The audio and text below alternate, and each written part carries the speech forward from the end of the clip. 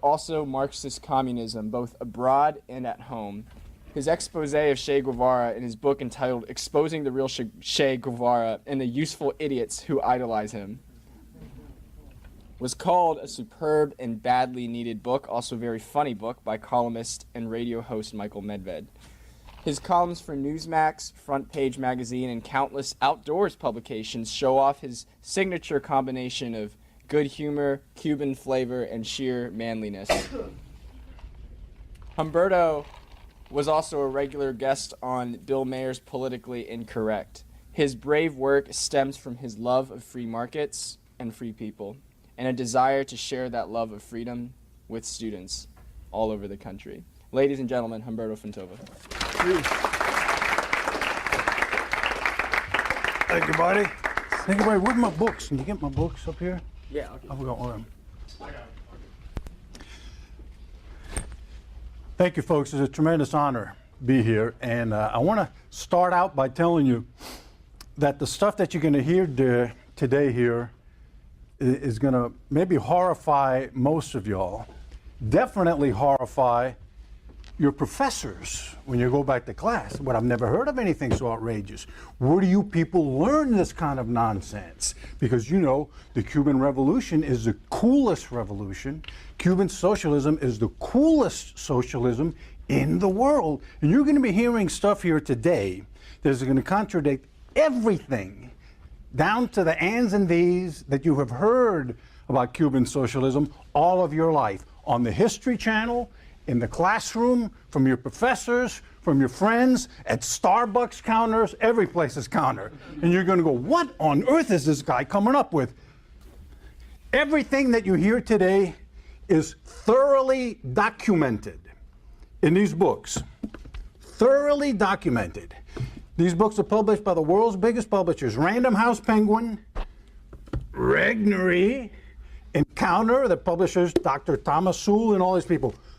Very, very methodical, officious legal departments who check all the footnotes very, very carefully. Believe me, I know this after conference call after conference call after conference call with the legal department from these places, because they were also mystified. Jesus, I never heard this stuff about Cuba.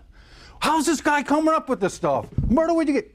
Look at the footnote, Mr. Lawyer, Mr. Random House Lawyer. Oh, you're Humberto. It turns out that I did not have to take any single item out of my manuscript. I had to change the wording a little bit.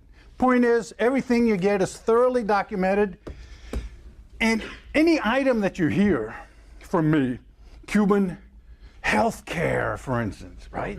Cuban education, wow. The Cuba embargo, that's it. All you've got to do, the things you hear, the blasphemies that you hear today that will sound like blasphemies, when you get back and you're going to put them in a term paper or something, Google it, Fontova, Cuba healthcare, Fontova, Cuba embargo, Fontova, Cuba, whatever the term is. Google it, because I write 2 columns weekly on these items. It's all strictly about Cuba. Town Hall, Newsmax, Human Events, Front Page, Daily Caller, they all have them. And you're going to see it. And you're going to see a link in those columns to the book where it is footnoted. So again, this is the value you get from these seminars, folks. You're getting a resource like none other. Anything you hear, Google it up, put it in your term paper when you go back to class, and it is thoroughly documented. Now, the beauty of the Cuban Revolution for us is that it's a laboratory. It's the proverbial fly in amber. You know, it's a fossil, because it is the only case where a country fell to communism, socialism, extreme socialism, from capitalist prosperity. Now, y'all are getting the A-listers as far as economic theory here. Ain't no way that I'm even going to touch what they're telling you. What I'm going to give you is eyewitness to what happens when capitalism is attacked by socialists, from eyewitness accounts in Cuba. All of the other communist countries, even Russia, China, and all of the East Bloc and so forth, Albania, everybody, the Koreas, went communist as a result of world wars, linked with civil wars, devastated economies. People didn't know, a lot of people there didn't even know what capitalist prosperity was prior to communism. They had a hunch, they had a hint, but they didn't know it. Cuba is the only case where a prosperous capitalist country went straight from capitalist prosperity to communism. Now, that speaks pretty poorly of Cubans who brought in Castro, but that's what happened. And that is why this lesson is so valuable. There's nothing. The Castro brothers and Che Guevara, methodically, deliberately, they grew up under capitalism. And they knew what it was like. And they were all, Raul, Fidel, Che, and most of the people running Cuba today grew up into young adulthood, into about your age, under capitalist economies, and every single one of them was a dreadful, hideous, ghastly failure. Failure, who never worked a day in their life, all three of them. That is why they are not going to go back to capitalism. That's why they relied on theft, communism, for their prosperity. So that is what makes the argument of your libertarian friends and so many, gosh, Humberto, you know, if we just got rid of the embargo, you know, and let everybody go down there on spring break to Cuba and enter capitalism into Cuba, wouldn't that blindside the Castros? You know, the invisible hand would come up behind them and whack them, and next thing you know, we got Singapore in the Caribbean. I got front page news for you, folks. It's been tried. How many of y'all realize that people have been traveling to Cuba from the U.S. since 1978? 1978, for the last 10 years. 10 times as many tourists have been visiting Cuba from the U.S., Canada primarily, U.S. second, by the way, and then Europe, as used to visit during the 1950s, when, as you all know, especially those familiar with Godfather 2, Cuba was a tourist playground, right? And I blew away John Stossel and the Cato Institute Cuba expert, because they had me on when Obama opened up to Cuba, and they said, Humberto, we want you down. You know, we obviously favor Obama's policy. So we need somebody against it like you, and we know you are, yeah. So I said, sure, come on down. I said, but it's going to be you against Stossel, a libertarian, and a Cato libertarian about Cuba. No problems, amigos. You buy, I fly. I'll take both of y'all on with half my brain tied behind my back. And we did it. And I tell you, I started out. How many of y'all realize, because Stossel, well, you know, we ought to start letting people go to. John, people have been going to Cuba last year 3 times from the U.S. Many people visited Cuba as used to go there in the 1950s. This is documented. Look it up. Cuba is as repressive as we all sit here right now. As a matter of fact, it's a little worse. It cranked up the last year and a half. Not in spite, but because of the enrichment of the regime via tourism. The regime owns the tourism industry. Lock, stock, and barrel. Majority ownership. They have some foreign partners, but the regime owns it, particularly the military. Every dollar, loonie, euro that is spent in Cuba lands in the pocket of the regime. The verdict is in. Since the Soviet Union fell, Cuba has been relying on foreign investment from Western countries and tourism. Repression right now, the last few years, is actually higher than it has been of the last 15 years.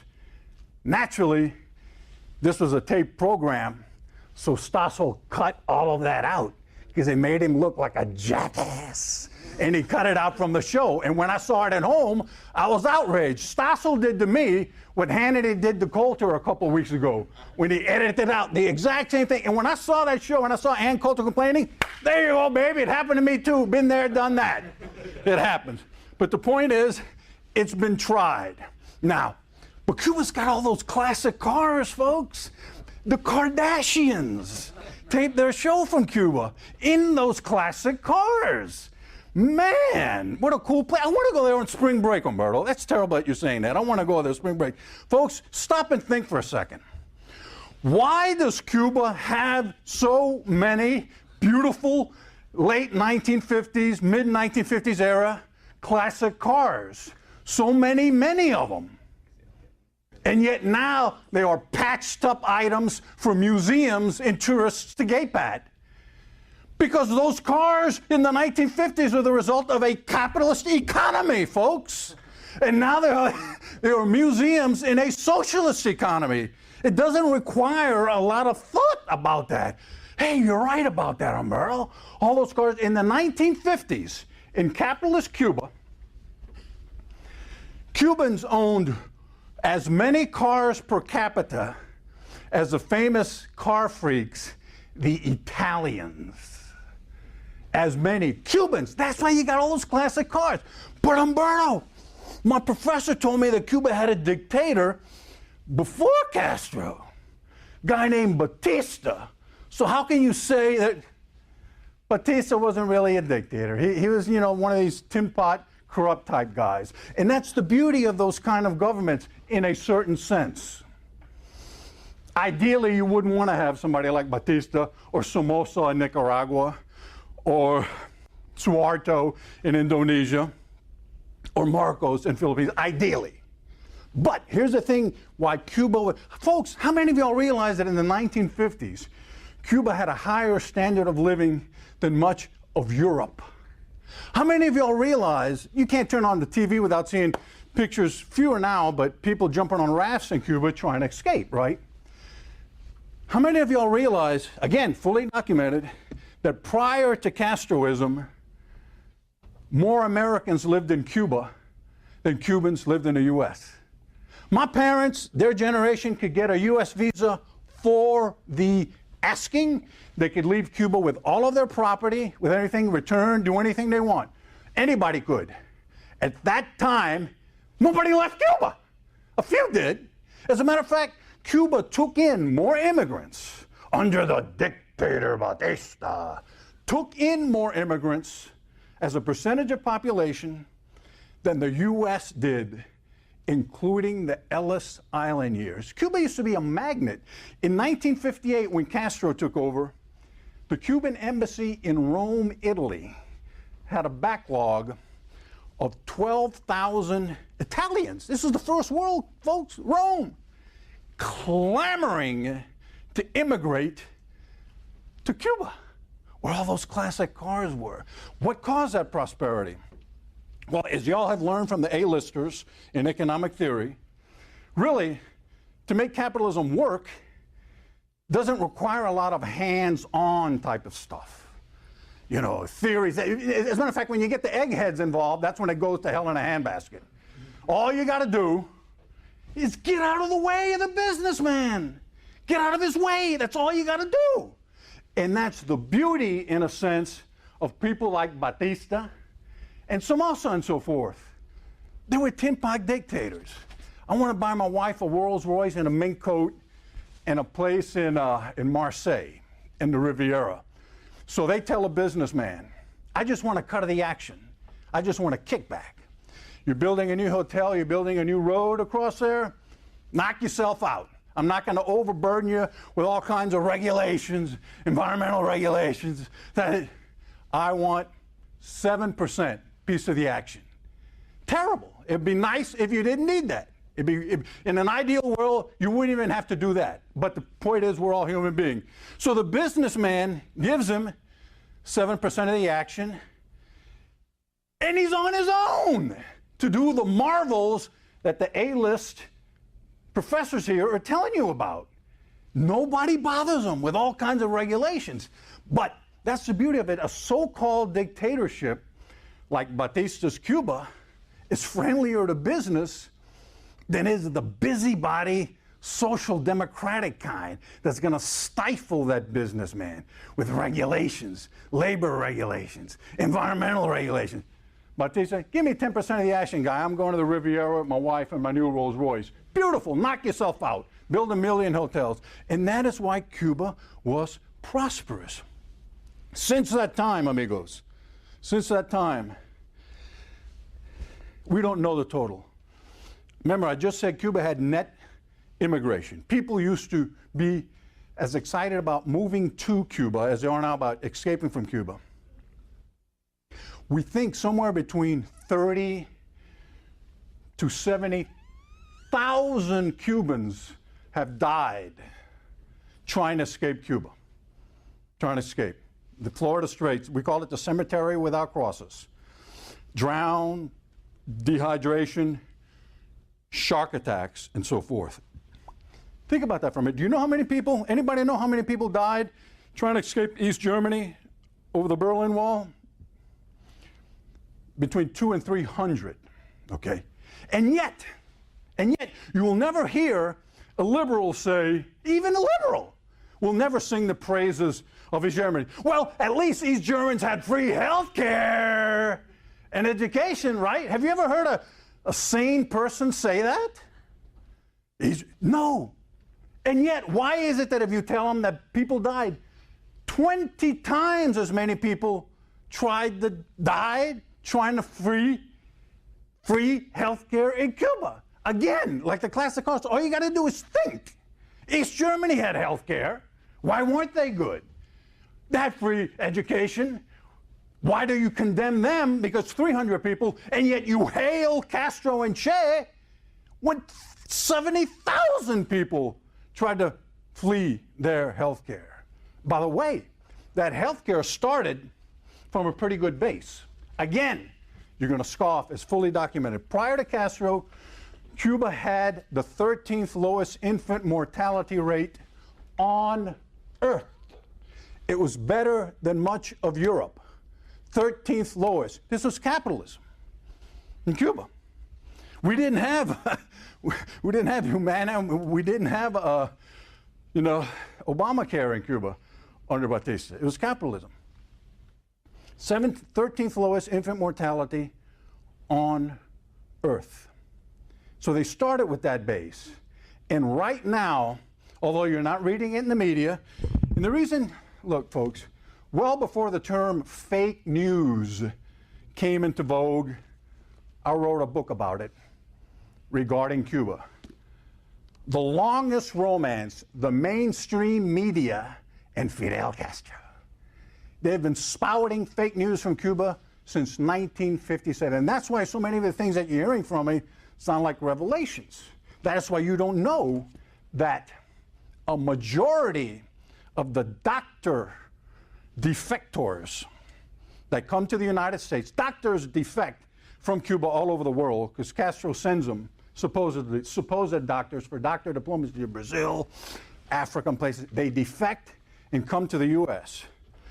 And the liberals and the media, the fake news say, well, you see, Cuba's got all these wonderful doctors, this and that and the other. And then it is a fact, documented in my books, over half, about 80% of these so-called doctors fail the test in the U.S. to be accredited as doctors' assistants. In other words, in the U.S., these doctors would barely qualify as nurses. I love nurses, don't get me wrong. I think we need more of them.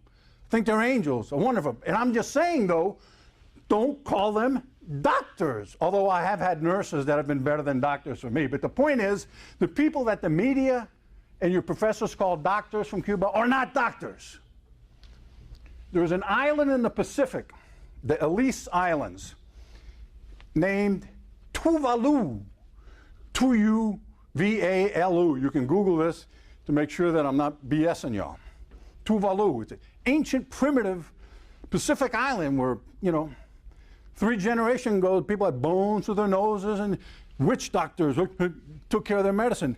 They fell for the UN propaganda, for the media propaganda about Cuba's health care. And they sent us doctors. They sent a crew of students, medical students, not to the US, not to Europe, but to Cuba for that wonderful Cuban health care education.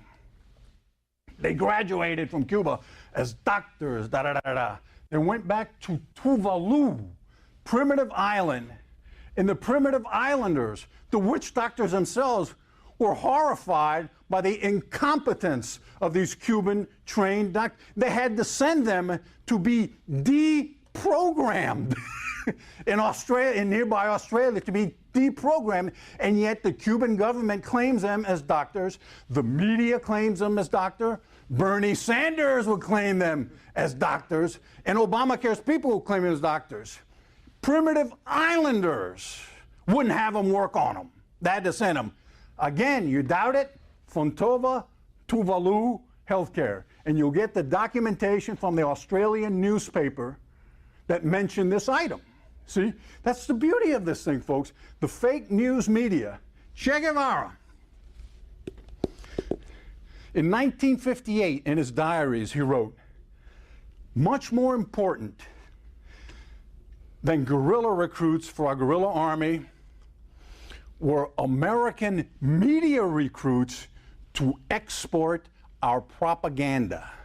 That started in 1957. When you see this guy, your professors, and you saw him on a Benicio del Toro played him in a movie, the History Channel, guerrilla, gigantic guerrilla war in Cuba, that he was the leader of the top of. Folks, in Cuba there was no guerrilla war. Again, full documentation. The New York Times, and this is documented, let's talk about fake news a little bit. The New York Times in 1959, January 4th, 59, reported from Cuba. Thousands killed in Battle of Santa Clara. Commander Che Guevara calls a truce to remove the bodies from the streets. Commander Che Guevara defeats Batista's army with thousands killed. Full documented here. I did the research. That's the New York Times. This was 40 years, 50 years before fake news. The New York Times did not have a reporter within 300 miles of Santa Clara where the so-called battle was fought. 300 miles. I interviewed people who fought on both sides of that battle. Because remember, a lot of the people, the guerrillas who fought with Fidel and Che, later defected because they weren't communists a couple of years later. So I interviewed those, the guys who were Fidelistas at the time, plus the guys who fought against them, plus residents of that town. The estimate came to the battle, thousands dead by the New York Times, 7 casualties on both sides. And then a year later, after New York Times telling the story, Che Guevara's diaries comes out, and he says he suffered 2 casualties. Fake news, folks. This is 50 years before the term came into vogue. Fake news. So that is why so much of the BS that you get from Cuba, it comes because you don't get a journalist visa to Cuba. You don't get a press bureau. And who was the first to get it? CNN! CNN got their Havana Press Bureau in 1997, folks.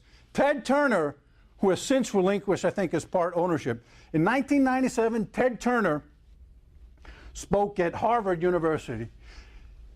He had already met his Castro's good chum. He says, Fidel Castro is one hell of a guy. You people would love him. 2 weeks later, CNN had their Havana Bureau and have been at it ever since with the health care, with the da-da-da. Okay, let's talk about this hell of a guy's regime. I'm talking about some of the material things.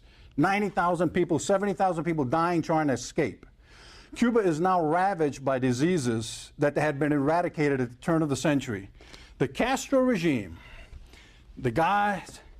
regime founded by these 2 guys and still run, except for these 2 guys, Raul was the 3rd leg of the tripod, who is still running Cuba. And their understories, in other words, the people still running Cuba today are responsible for the following. This regime jailed and tortured political prisoners at a higher rate, obviously not in absolute numbers, at a higher rate than Stalin's regime during the Great Terror. Come on, Humberto. Jesus, where are you coming up with this stuff? I ran the numbers. Cuba was a population of 6.5 million in 1960. According to Freedom House and several other groups, a grand total of 500,000, 500,000 Cubans have gone through Castro's gulag. been tortured, forced labor camps, torture chambers that we're going to hear more in detail in a second, have gone through them. So if you put the numbers together, Anne Applebaum, wonderful author, she wrote the book The Gulag, said at any one time the Russian Gulag had about 20 million victims of the Soviet Empire. I was about to say Russians, but it was people from all over. 20 million out of a Soviet population at the time of, over 200 million, so forth. In other words, but if you do run the numbers, you'll see that they jailed at a higher rate. They murdered the people still running Cuba today, the people that you enrich when you go down there for spring break. They murdered more political prisoners in absolute numbers in their first 3 years in power as Hitler murdered in his first 7 years in power. That's including the Night of the Long Knives. Again, that is thoroughly documented here. Yet you will have Barbara Walters, Ted Turner, and the list is long. The whole bunch of them are here, singing the praises of Fidel Castro. Norman Mailer, the late Norman Mailer, was a big Castro groupie. And when this book came out, Bill O'Reilly was good enough to invite me on his show. And I listed all of the quotes, hailing to high heavens Fidel Castro from, as I just said, Barbara Walters, the whole gang. And I had Norman Mailer's hailing, Castro's the biggest hero since Cortez in this hemisphere. And all kinds of glowing accounts of them. So O'Reilly told me, producer says, wait, Mailer was still alive at the time. Hey, Humberto, we called Norman Mailer, just before I went to show, to bring him on the show with you here. And he says he's going to come over and punch the light. He'd said something else. Punch the lights out of that Cuban so-and-so. And they told me that when I was in the green room. And I said, great. Hey, this is going to be fun. Norman Mailer's going to come out here. This is going to be a kick. So I go out, and we went on the show and so forth. Bill, where's Norman? He didn't show up. Norman was a no-show. He didn't want to punch my lights out after all. But the point is, all of these things that this regime is capable of. And so we've got the Women's March recently, right? We had the Women's March. All of these women, as a rule, from Yoko Ono to all of the Hillary acolytes, to all of these feminists, Barbara Walters would consider herself, and Andrea Mitchell would consider themselves feminists, I'm guessing. They sing to high heavens the praises of Fidel Castro. Barbara, sir, you have brought wonderful health care to your country. You have done wonderful things in education and health care for the country. Barbara Walters says, and his personal magnetism is still powerful. Andrea Mitchell says the same thing. He's very romantic. And you see pictures of them together. Folks, they're talking about the jailer and torturer of the most female political prisoners in the modern history of the Western Hemisphere. Almost 31,000 women, most of them, when they were captured, were in their early 20s, some in their late teens, about y'all's age. And they suffered, 31,000 of them, in Castro's Gulag. Nothing like this has ever happened in the Western Hemisphere until the hero of Barbara Walters and Andrea Mitchell and Jane Fonda took power. I interviewed some of these ladies who live in Miami today, in New Jersey. They are the longest suffering female political prisoners in modern history. They suffered like 20 years, 15, 20 years in horrible tension. One of them was telling me they would put them in cells that they called tapillas. Complete darkness. They're surrounded like in a metal, like in a coffin, essentially, a big coffin, for days at a time. Obviously, no hygienic materials were provided, so the floor was covered with filth. They're menstruating and so forth, and they're undergoing these things. But then leave it to this hero of feminists to have another ace up his sleeve. These women would be undergoing these things. Roaches, they couldn't see the roaches or the rats because it was dark, but they could feel the roaches crawling over their legs and through the filth and so forth. They're undergoing these things. Finally, they would allow them upstairs into another room that had a window. And from that room, you could hear shots. You could hear firing squad volleys going off from nearby La Cabaña prison, where Che Guevara was in charge. So the ladies would have just come from what I just mentioned to you. Menstrual fluid caked on their legs, everything, just terrible, terrible tortures they're suffering. Boom, they'd hear a shot through the window. The guards would come to the door. Heard that? We just shot your husband. We just shot your son. We just shot your granddad. That's communist psychological torture for you. These ladies live in the U.S. today, folks, many of them. I interviewed them for this book. Now, wouldn't you think that their stories would make ideal fodder for the chat shows, for an interview with Andrea Mitchell, for Barbara Walters? Isn't the big item in a lot of these shows how women get their groove back? Imagine getting your groove back and becoming a successful business person in the United States. After all, none other than George Gilder has a chapter in his book, Wealth and Poverty, titled The Cuban Miracle, referring to what Cuban exiles did when they came to the U.S. without a penny to their name. Because remember, every Cuban that came to the U.S. had all of his property stolen by communists, stolen outright. We got to the U.S., my family got to the U.S. without a penny to their name. And yet, George Gilder calls it the Cuban miracle, the number of businesses that these people have started. Why? Because in the 1950s, Cuba was capitalist. That's where they got their training. So they come to the U.S. and they build up these businesses. Wouldn't you think that these stories would make ideal fodder for the women's chat shows and for TV chat shows? Getting your groove back. I was once covered with rats in a filthy gulag, and I came to the U.S. and look, nah, the women have never been interviewed. And I asked them, they said, Humberto, the U.S. media has never shown the slightest interest in any of our stories. This goes for black political prisoners. How many people here have heard of Nelson Mandela? Oh, yeah, but Jesus, Nelson Mandela. Come on, everybody knows Mandela. He suffered terrible things. Okay, how many people here have heard of Eusebio Peñalver, Ricardo Silva Oliveira? I could keep on reciting names. I could keep on reciting names of black Cubans who suffered longer, 27 years from Mandela. I'm talking about guys who suffered 28, 29 years in Castro's gulag and under immensely more horrible conditions than Mandela had in his, if you can see pictures of it, country club prison.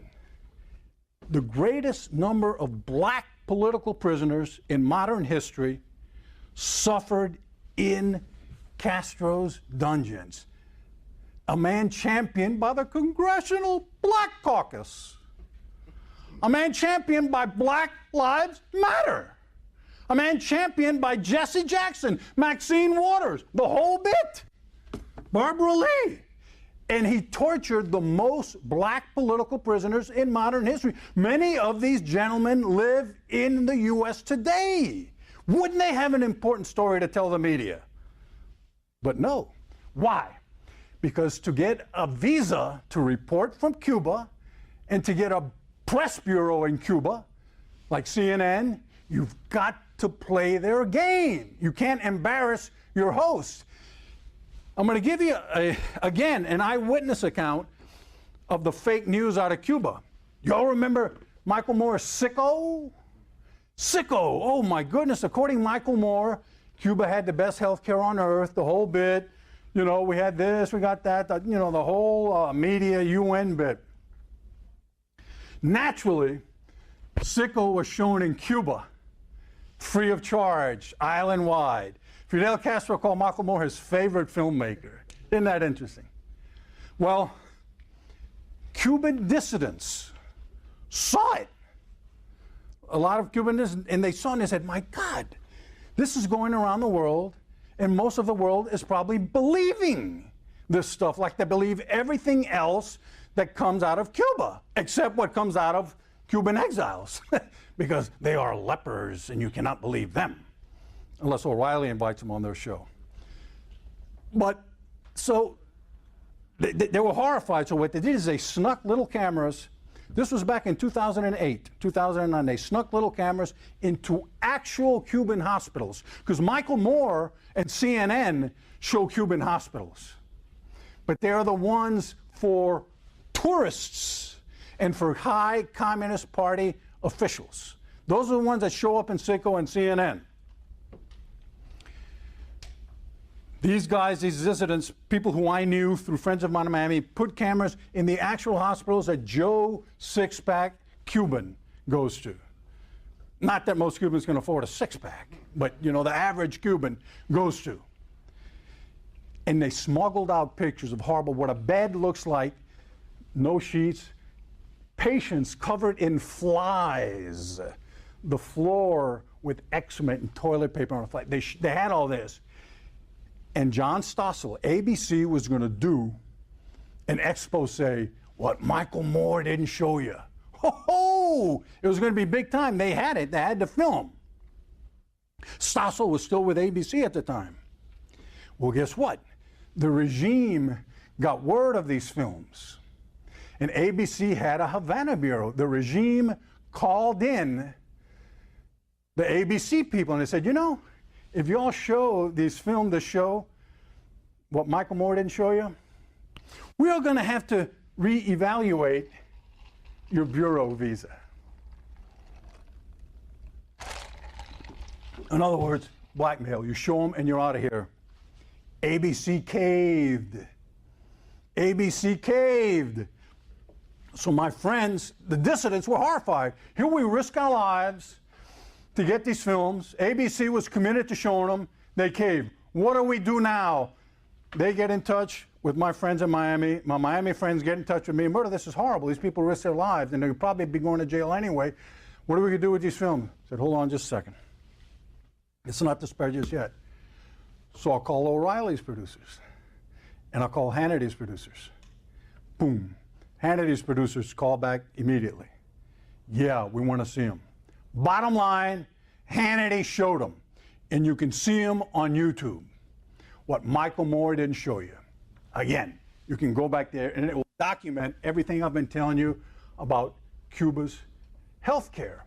Folks, I interviewed doctors that come from Cuba, because what do they rely on? They rely on statistics from the United Nations. These doctors will tell you, actual doctors, you know, the few that do qualify when they come to the U.S., that they literally have a gun to their head when they're reporting that infant mortality rate is kept artificially low, first of all, by the hemisphere's highest official abortion rate.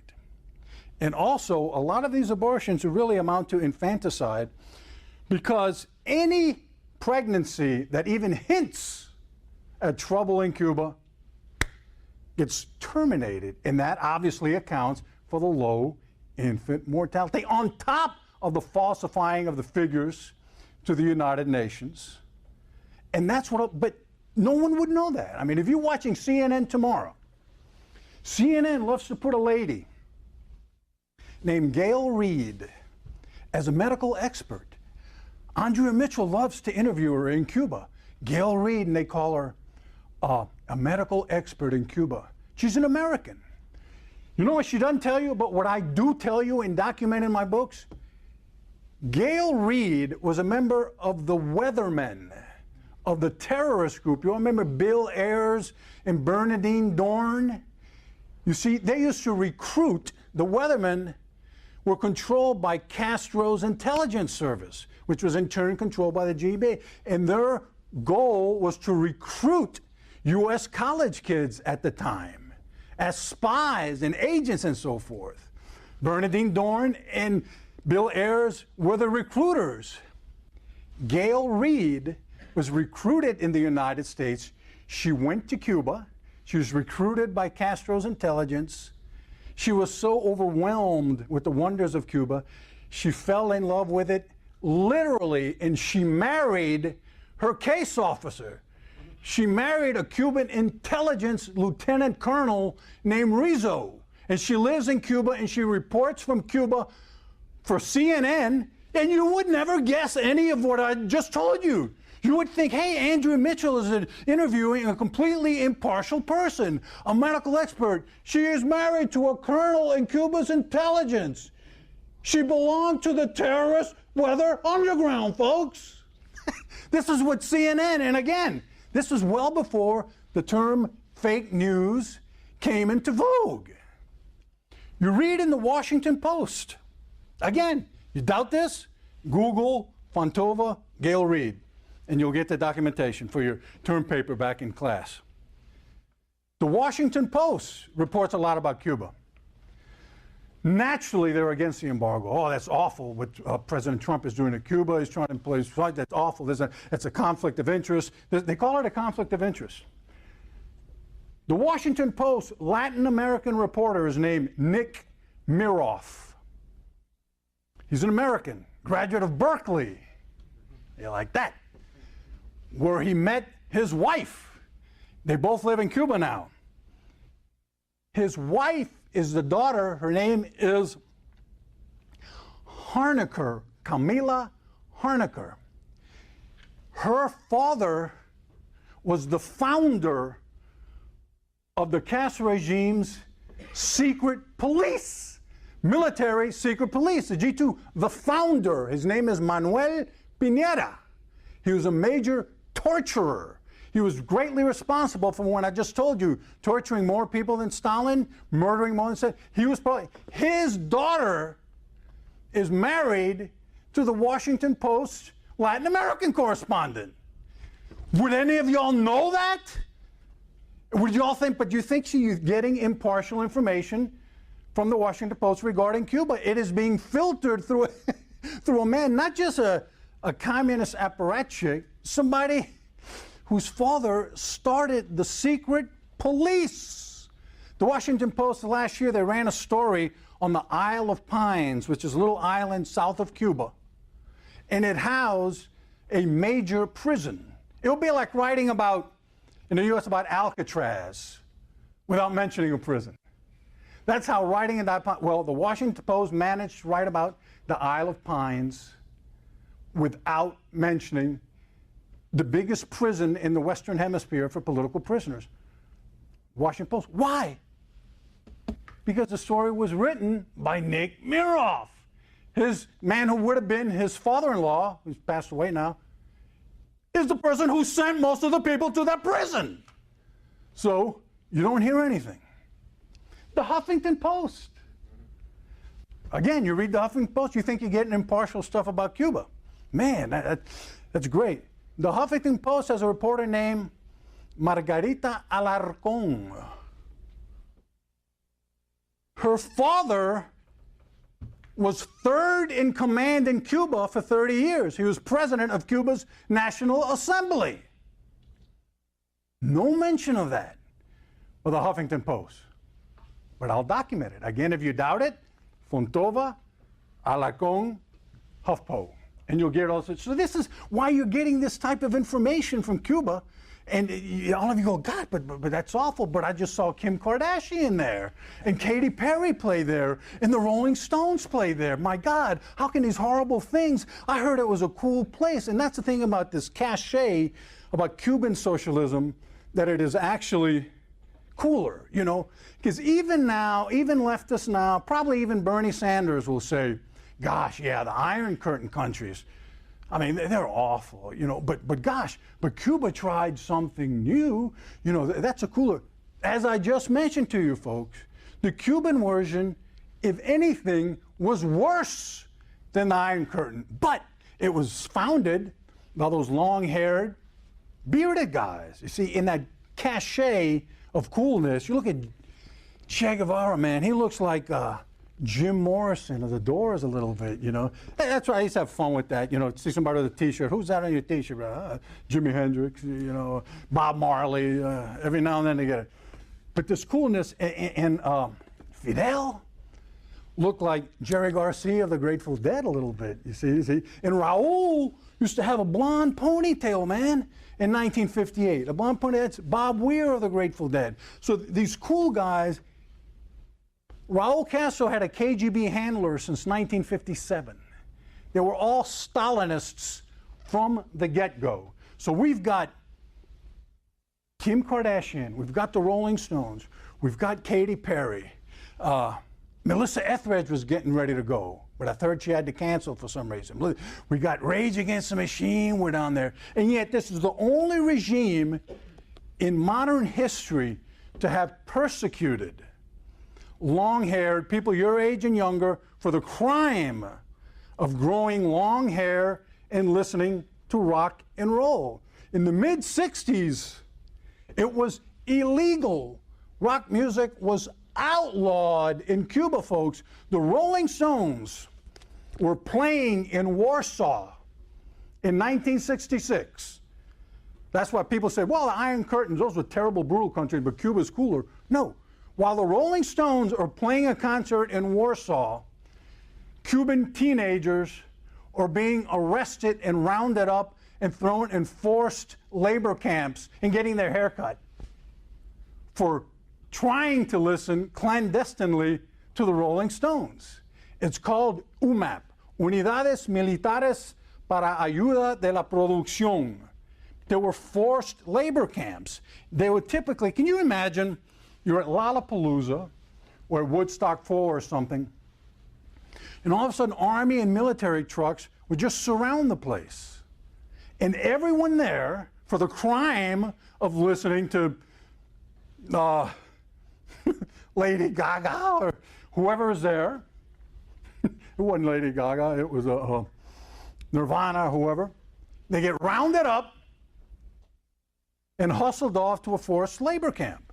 And then before they're thrown in, at the door of the camp, it said, work will make men out of you.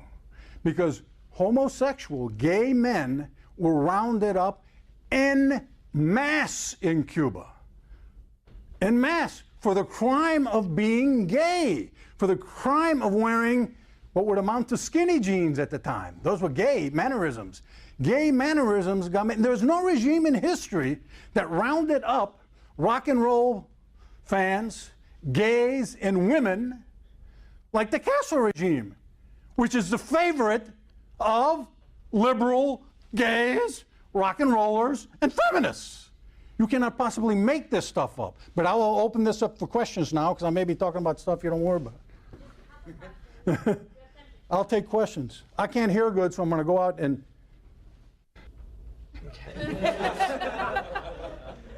Well, first and foremost, thank you for coming to speak. My name is Jonah Lynn. I'm a student at Trinity University. In your lecture, you mentioned that Cuba pre-revolution had a very high rate of immigration. Did this high rate of immigration play any role in the revolution? If so, what? Yes, it did. Because many of them were Spanish communists.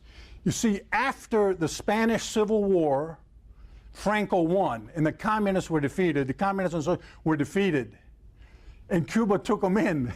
Thanks a lot, guys. Cuba took in many of the leftist refugees from the Spanish Civil War. You see, and many of them played role. As a matter of fact, the first so-called Russians in Cuba, Soviets in Cuba, the ones who were running the revolution from behind the scenes, weren't actual Russian. They were Spaniards who had immigrated to the Soviet Union after the Spanish Civil War, and then they came to Cuba. But many Cubans, many Spaniards went straight to Cuba after the Civil War. And also, just like here, many in the 1920s, many leftists from Eastern Europe, especially of Jewish heritage, would come to Cuba. And here's an interesting datum for you. A higher percentage of Cuba's Jews left the Castro regime than of Russia's Jews left the Tsar's regime. 96% of the Jews that lived in Cuba prior to Castroism left and came to the U.S., some to Israel. If you don't call that anti-Semitism, I don't know what is. Thank you. Okay? Hi. Hey, buddy, I can't hear you. It's But all right. It's all right. I'm glad you asked me. On the beginning of your talk, you talked about how Batista was better for capitalism, and he was. Did you know Batista was black? What? Batista was black. Oh. That's why good. Batista's That's one for government. us. Batista's government had more blacks in positions of power than Castro's. Yeah, I know that. I know. Yeah. Yeah, he was himself black. Yeah, I know. He was a friend of my dad. Oh, really? on that question, on the question of Batista, for example, a man that was, for all Corrupt. intents and purposes, right, Corrupt. but he was essentially good for the Economy. of the economy. Because he got out of this way. Right. It wasn't intentional. He wasn't saying, oh, I want to do what's good for this company. He'd just say, I want to buy my wife a Rolls Royce and a mink coat. Give me a cut. I'm out of here. But you know, on the beginning end, how he got the power the second time was, through overthrowing of some sort of the Democrat. No, his coup was in '52. Right. See, he was elected. That's what I mentioned in my book. Right. He was elected in 1940. So I tell people, you know something? In 1940, Cuba was 71% white, by the way, according to the UN. In 1940, a country that was 71% white voted in a black president. Mm-hmm. So don't pat yourself on the back about Obama so much. We did it 40 years, 50 years before you guys. I did want to ask. No, but his coup was in '52. In '40, he was elected. Right. And he served from '40 to '44. Then he was out of power. Then in '52, Cuba was crime-ridden and stuff, and he staged a bloodless coup. Right. And most people just said, what the hell, how can this be any worse? And the economy improved as a result of the coup. So that's my question. Yeah. Which one is, I guess, do you think it was best for him to have done that? And is it better to, in the developing world, suspend a democratic system that is, in the long run, going to hurt its people, or just suspend the, free market capitalism that will, lead down to the road of socialism? Ideally, in '52, Cuba was in bad shape. It had a quasi-socialist president, democratic socialist president. So Batista was probably better than him, but there were other elections that were scheduled for '58 in Cuba, right before the disaster. And had those elections gone, a fellow named Marquez Sterling would have won, and he would have been a free market, non-corrupt. He would have been a Batista without the corruption. He was a good guy. But Batista canceled those elections because Castro, the guerrilla movement themselves, said anybody who goes to vote, similar to what the Black Panthers were doing here, anybody who goes to vote, we're going to shoot. We're going to shoot. So Batista was good, elected from '40 to '44, bloodless coup in '52, and there should have been other elections in '58, and the calamity came. All right. Well, thank you. All right, buddy. Thanks for coming out.